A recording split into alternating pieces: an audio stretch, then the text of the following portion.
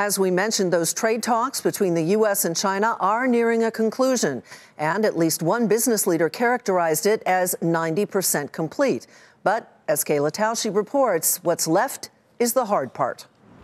Chinese Vice Premier Liu He met today with the U.S. Trade Representative Robert Lighthizer and Treasury Secretary Steven Mnuchin as trade talks enter a critical phase. National Economic Council Director Larry Kudlow told reporters negotiations are making good progress. I think the Chinese have acknowledged these problems for the first time. They were in denial. And all of them. The IP theft, the forced transfer, the lack of ownership, the cyber hacking, they've acknowledged it. Before that, they wouldn't acknowledge it. While the deal is near the finish line, the toughest issues have yet to be resolved: tariffs and enforcement. The U.S. has put tariffs on at least $250 billion in Chinese goods and wants to keep some of those in place until China makes changes.